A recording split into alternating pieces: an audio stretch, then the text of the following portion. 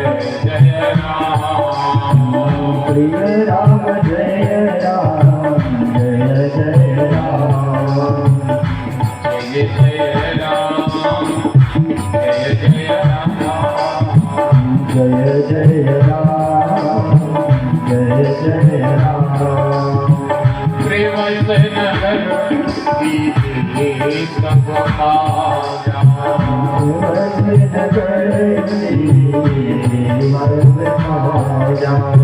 हृदय नाथ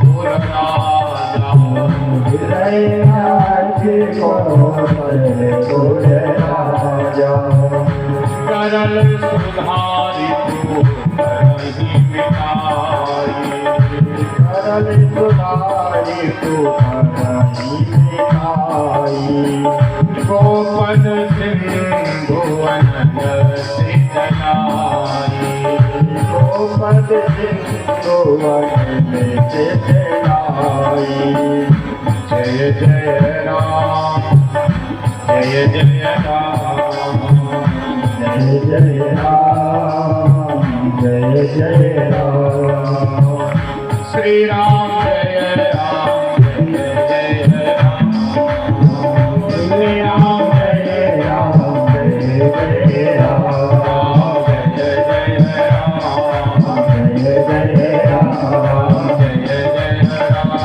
जय जय राम जय जय राम जय जय राम जय जय राम जय जय राम जय जय राम जय जय राम जय जय राम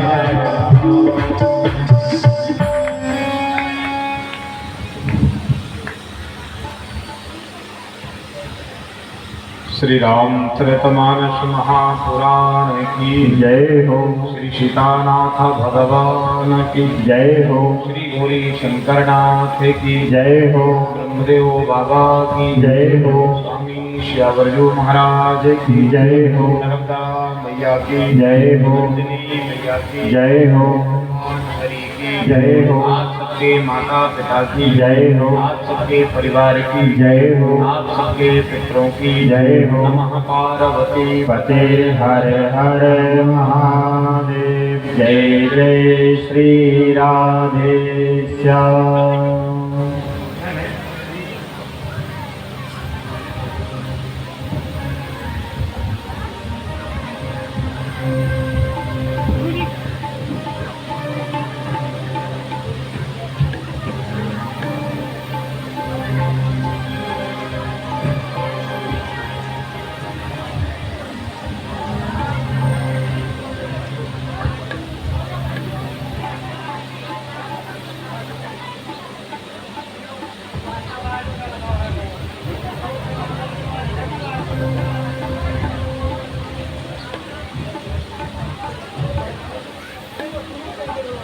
मंगलमय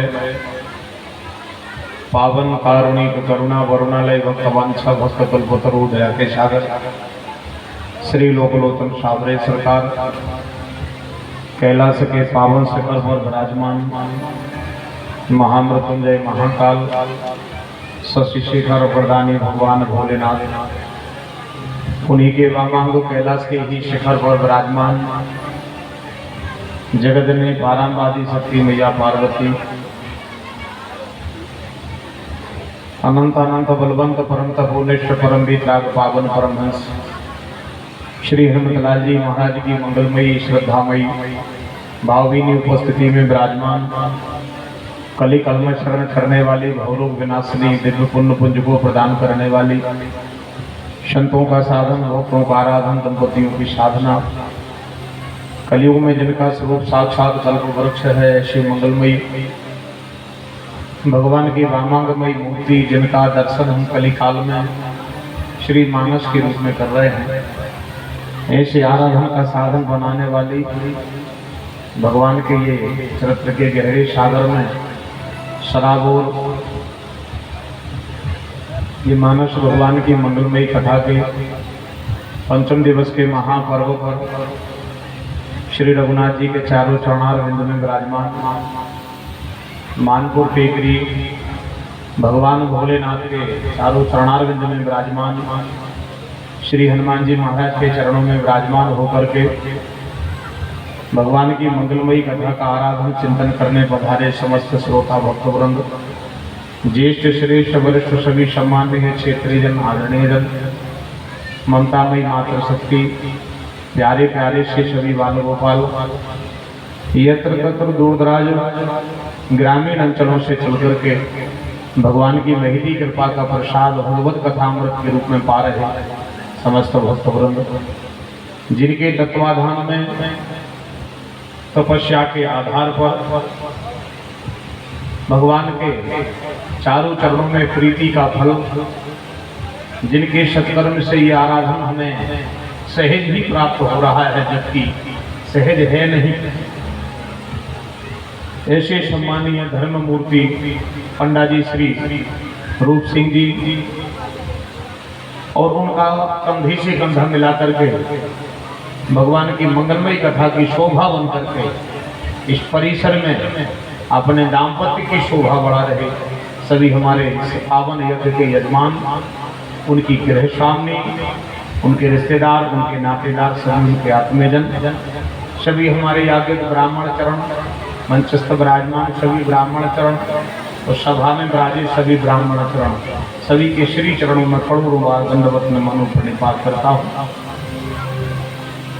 सभी हमारे टेंट साउंड व्यवस्था वाले भैया, यज्ञ में व्यवस्था दे रहे सभी प्यारे प्यारे से भगवत ज्येष्ठ श्रेष्ठ वरिष्ठ, सभी इस कार्यक्रम के कुशल सेवक जो तन मन धन से इस पावन यज्ञ की शोभा बने हैं, श्री रूप सिंह जी का साथ दे रहे हैं, सभी का मैं बहुत बहुत मान और बहुत बहुत सम्मान करता हूँ।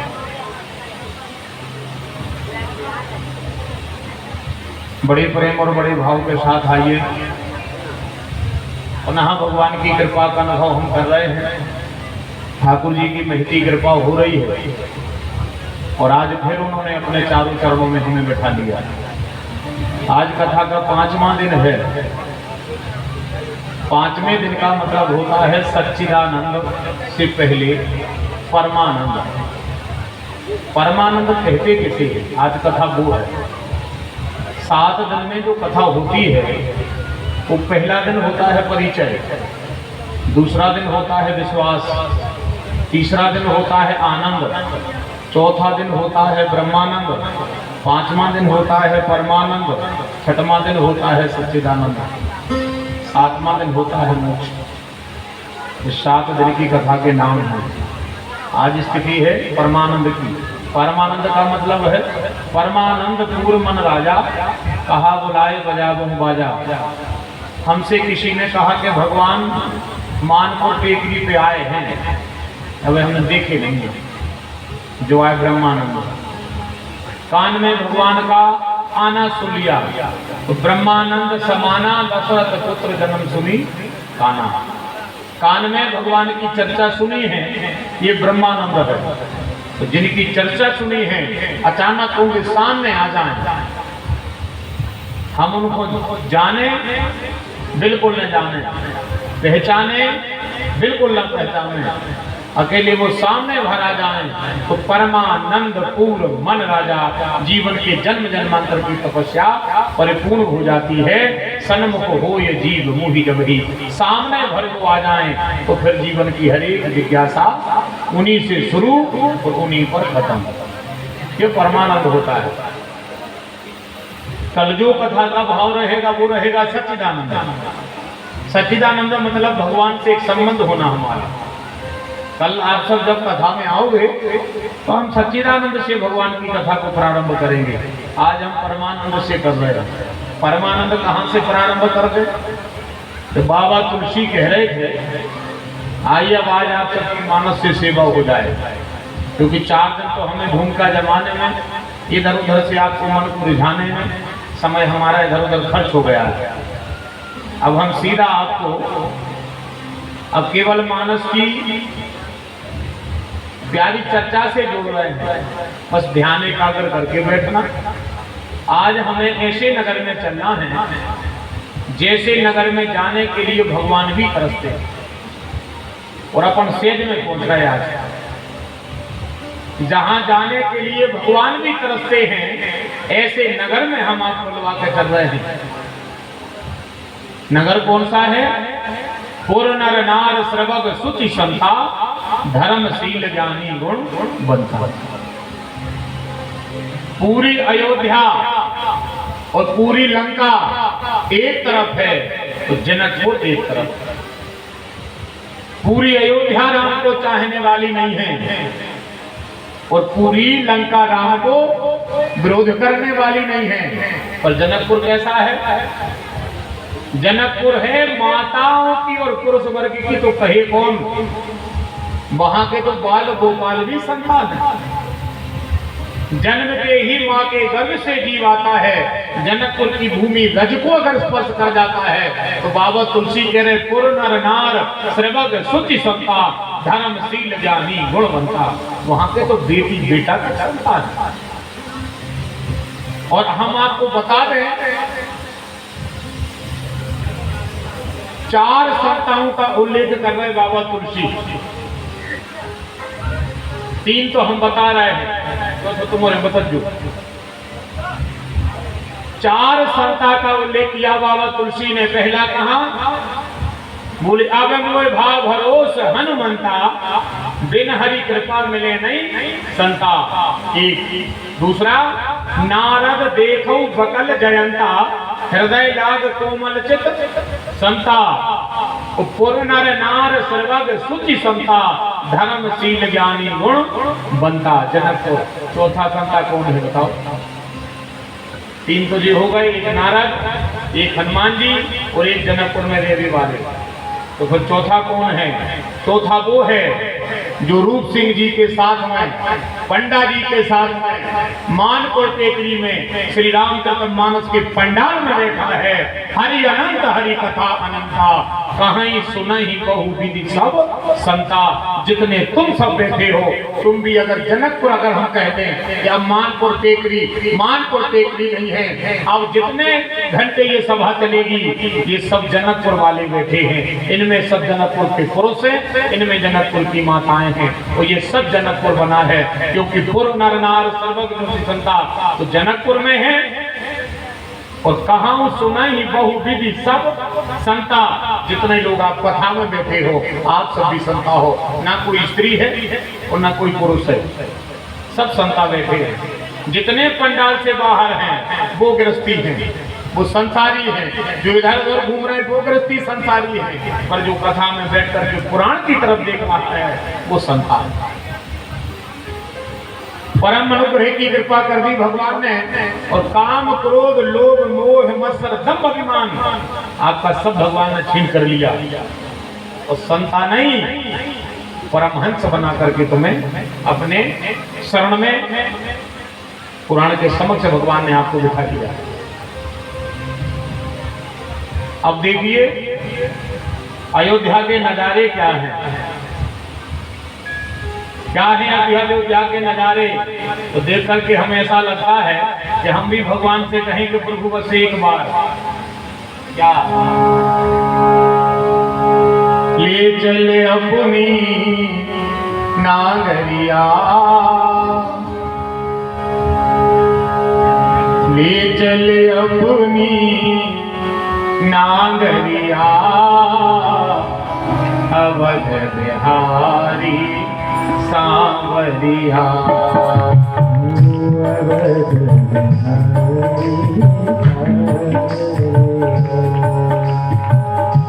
ले चले अपनी नागरिया, ले चले अपनी नागरिया, अवध बिहारी सांवरिया।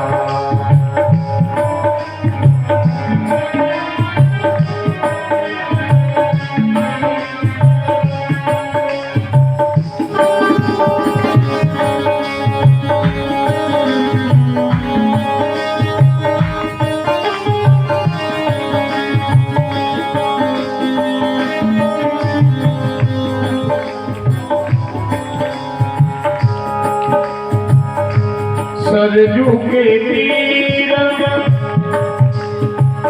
अयोध्या नगरी, सरजू के तीर, सरजू के तीर,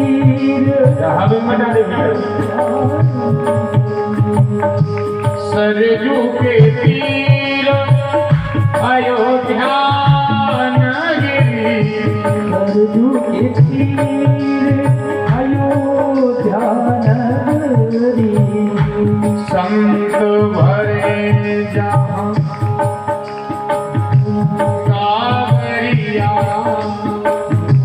संत भरे जहाँ कांवरिया,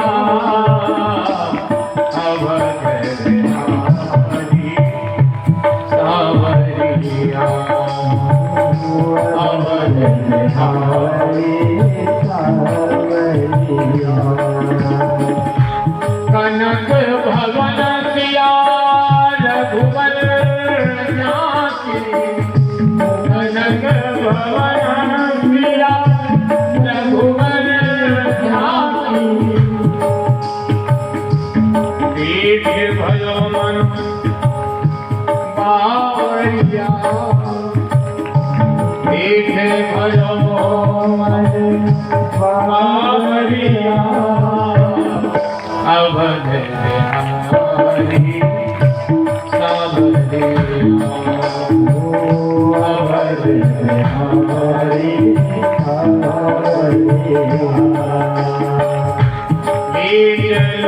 अपनी नागरिया, अवध बिहारी सावरिया,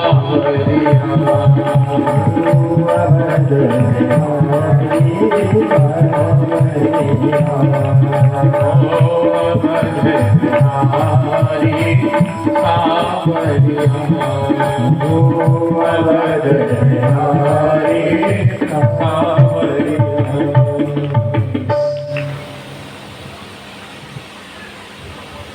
इतना सुंदर माहौल बाबा तुलसी ने बनाया अयोध्या के पावन महलों। पता है क्या हुआ? मध्य दिवस शीतना घामा, बिल्कुल दोपहर का था समय। तो क्या हुआ, जैसे भगवान का जन्म हुआ तो प्रभु शंख चक्र गदा लेकर के मैया कौशल्या के सामने खड़े हो गए, क्योंकि भय प्रकट कर पाला। मैया कौशल्या को किया प्रणाम। मैया बोली तुम कौन हो? भगवान बोले मैया 9 महीना से तुम्हारे गर्भ में है, तुम हमारी मैया बन गई हो। तुमने वरदान मांगा था कि सोई सुख सोई गति सोई भगति सोई ने जो चरण समय है, वो सोई विवेक सोई गहन प्रभु हम ही कृपा करी देव। तो मैया उसी वरदान का फल है कि तुम्हारे बेटे बन करके आए हैं। तो कौशल्या बोली बेटा बन के आए, तुम हमारे बाप से लग रहे हैं, ऐसे बना थे बेटा। तो भगवान ने कहा फिर, बोले लालने पालने दुख्यम प्रसूताया वर्धते। हमें उस सुख की जरूरत है जो माँ को बेटे के जन्म देने पर होती है, फिर माँ को बेटे को पालने में होती है। हमें तो क्या बोले, बाल चरित हरि बहु विधि कीना, विधि बदल लीला कर सको तो आओ, वो नहीं आने तो हमारी हंसी ने कर दो। तो भगवान बोले मैया बताओ तो चाहती क्या हो, बताओ मैया चाहती क्या हो। तो उन्होंने कहा कि पहले तो प्रसव कष्ट चाहती है, हमें बात तकलीफ हो गए जो न मतारी को बेटा को जन्मदाय में होता। सुख जो तो कछुक काल चले गए और प्रभु प्रगट जब अवसर भयो। हम उस वेदना को चाहते हैं जो माँ जब बेटे को जन्म देती है और जन्म देते समय जो माँ को कष्ट होता है, उस कष्ट का सुख चाहती है। अब आप लोग विचार करो, एक माँ के लिए वो जीवन में कितना बड़ा सुख होता होगा जब वो अपने बेटे को जन्म देती है, जबकि तुम्हें पता नहीं है कि बच्चे को जन्म देना माँ का काम है। उसके बाद वो क्या व्यथा झेलती है वो माँ ही जानती है। जन्म और मौत के चक्कर से लड़ती है, और कभी कभी तो जन्म देते समय माँ की मौत ही हो जाती है। कभी कभी ऐसा होता है कि जन्म देते समय माँ की मौत हो जाती है, लेकिन वो माँ मृत्यु से लड़ती है। मृत्यु तुल्य उसको कष्ट होता है, लेकिन जब दाई उसके बेटे को जब उसके सामने करती है तो बेटे की मुइयां देख करके, मुख देख करके वो मौत का दुख भूल जाती है, मौत का दुख भूल जाती है। और फिर उसके शरीर में जो खून है उसको दूध बना करके अपने बेटे को पिलाने लगती है। तो रघुनाथ जी से मैया कौशल्या ने कहा कि हम वही सुख चाहते हैं। तो भगवान बोले मैया ठीक है। तो फिर वही हुआ, भगवान गर्भ में गए, मैया कौशल्या को कष्ट हुआ। फिर ठीक 12 बजे मध्य दिवस शीत नाघामा पावन काल भगवान धरा पर आए। बड़ा उत्सव मनाया गया और बड़ा सुख प्राप्त हुआ। बाबा तुलसी कह रहे हैं नाल छेदन हो गया रघुनाथ जी का, तेल फुलील होगा, वंगर आग लग गई, सूपा में धर गए, घाम में भगवान को धर गए। अकेले कन्हैया नहीं लगेगा, राम जी को भी रखो तो, क्योंकि बेटी बेटा दोनों भी हुए। आज भी बेटी बेटा जब होते, अब भली भी अस्पतालों में होने लगे वाला बात है, पर पहले जब घर में बेटी बेटा होते तो तेल फुलील करके एक राई को तकिया बनाते, हाथ में हीर बांध के सूपा में धर के आने में घाम में धर देते। अच्छा तेल लगा दो, वो हाथ वहां चला रहा है, मतारी अपने काम में लगी है, बड़ा सुख मिल रहा है उसके लिए। कभी कभी तो मतारी बालक की उस लीला को देख करके और गीत गाने लगती थी। बेला लिप रही है, बासल मांझ रही है, लाला खेल रहा है, मतारी बड़ी प्रसन्न हो रही है बेटा को देख के। कबो वो मुंह में हाथ मार रहा है, कबो ओंधे होने को प्रयास कर रहा है, और माता उसी भाव में डूबी है, और बेटा भी खेल रहा है, मैया की लीला भी हो रही है। कुछ काम ऐसे कौशल्या जी भी कर रही हैं, क्योंकि बाबा तुलसी ने कहा है बाल चरित हरि बहु विधि की ना, वो अति आनंद दासन कहरीना। एक एक विधि बड़ी प्यारी करी मैया कौशल्या काम कर रही है।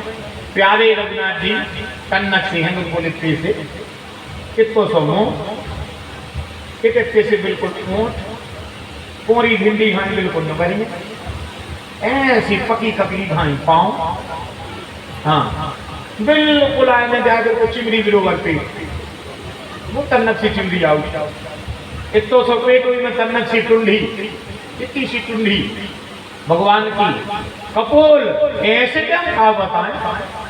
और सब कुछ तो अपनी जगह था, और नीलांबर गहरी आंखें तो भगवान की ऐसी थी कि जो एक बार देखत ही जहाँ तक अजान हो जाना तो मई हो जाई। एक बार उनकी गहरी आंखों में जिसने दीदार कर लिया है उसको संसार में किसी के दीदार की जरूरत ही नहीं पड़ी, वो उन्हीं का हो गया। संसार उसको परे हो गया, संसार से परे वो राम के स्नेह प्रेम में गदगद हो गए, आह्लादित हो गया। नजर के जादूगर हैं, एक बार जिसको देखे उसको पागल कर देते हैं, ना जाने कौन सा गुण उनकी आंखों में। वो धूप सेक भी रख दे मैया कौशल्या ने भगवान। इतने में बाबा तुलसी कह रहे हैं सबसे पहले कौन आया मैया कौशल्या के यहाँ? नारायण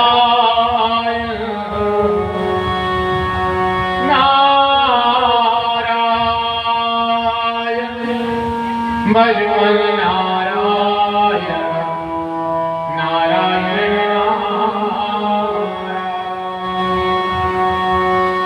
नारायण नारायण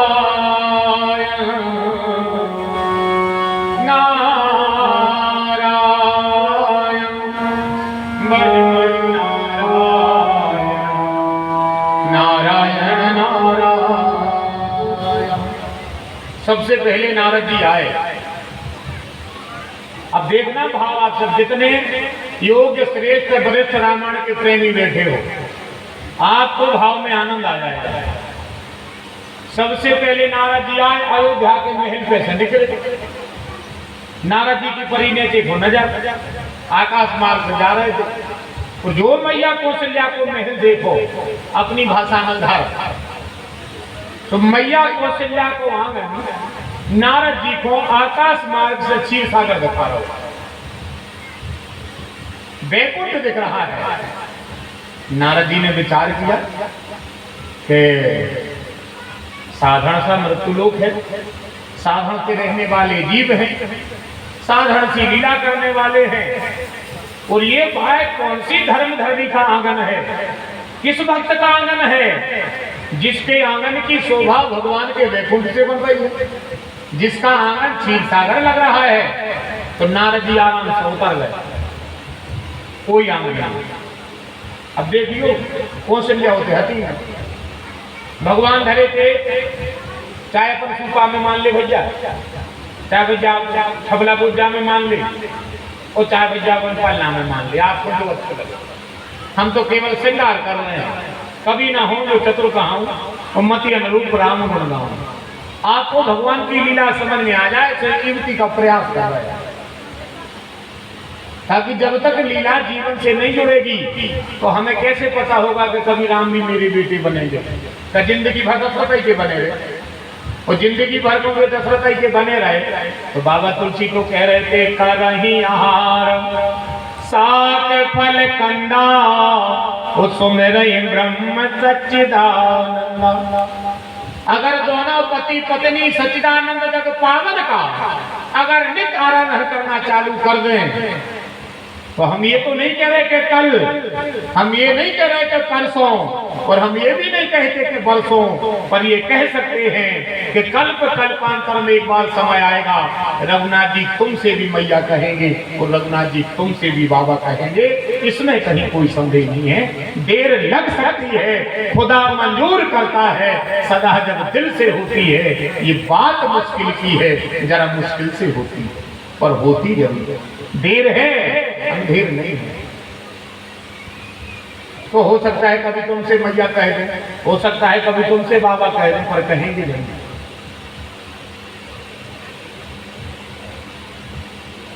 आंगन में उतरे, सुनना मां देख रहे थे, तेरे कच्छु है नहीं, और जो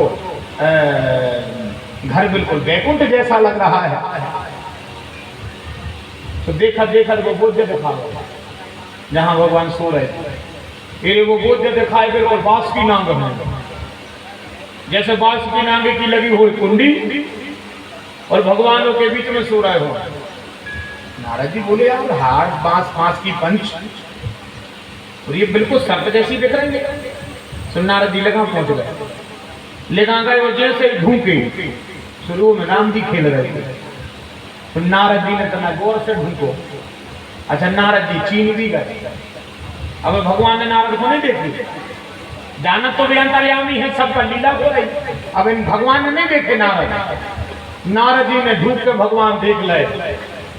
तो नारद जी से नारद तो वहां कहने लगे, क्या कर रहे थे? भगवान ने नारद ने कहा कि काहे प्रभु। अब भगवान ने सोची, यार कि तो जो प्रभु कह रहे वो तो आया, अरे के तो कौन काय रे के तो भैया के तो लाला के तो लाड़ो के तो बात अलग है। तो डायरेक्ट तो काय प्रभु, जो तो को पता ही नहीं ना कि ये प्रभु आया है, किसी को पता नहीं है कि ये प्रभु है। और नारद जी ने ध्यान करके कहा कि काय प्रभु।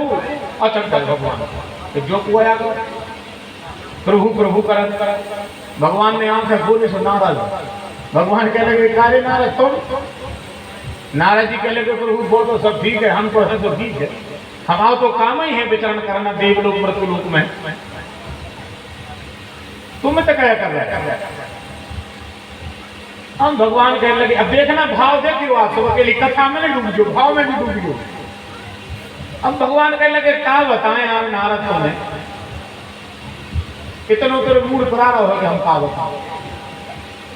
नारद जी कहने लगे, मूड पर आ कह लगे, क्या बताओ मैया ने हाथ में बोला क्या भगवा दाओ है, इतना खराब बसा रहा हो कि हम क्या बताओ। वो में बंदी थी ही, छोटी छोटी बच्चों को मत आए नहीं बांध देते कि कोगी न जानने लगे, आलाए बलाए नहीं भी रहे। हींग बनी थी रघुनाथ जी के हाथ में। तो रघुनाथ जी कह रहे हैं, कहा बताइए मैया ने हाथ में कहा बंधवा दो है। इतना तो नारद मूल पर आ रहा होगा, हम कहा बताओ। तो नारद जी कह लगे, प्रभु वो तो सब ठीक है, मनो कर का आ रहा है। और भगवान ने कहा, क्या बताएं नारद हम तुम्हें। अरे दो धर्मात्मा हुए थे धरा पर, जिनका नाम था मनु और शत्रुपाल। दोनों पति पत्नी ने भजन कर लिया और एक दिन हम उनके घर गए। मैंने सेठ से कह दिया मांगो क्या चाहते हो, तो उन्होंने कह दिया कि हम आपका बालापन गिरवी रखना चाहते हैं, आपका बालापन मेरे घर में गिरवी रहे। भाव में बह गए नारद रे, और मैंने कह दी हो ऐसा ही हुज्जे, हमने हमारा बालापन तोरी पे गिरवी रखो। कौन है वो? बोली तई अंदर महल में है, कौशल्या कहलाती है, बड़ी धर्मधरणी है। महाराज राजा दशरथ कहलाते हैं, उन्हीं के बेटा बन करके आए हैं। भगवान कह लगे नारद जी कह लगे प्रभु लग बहुत अच्छी रहे,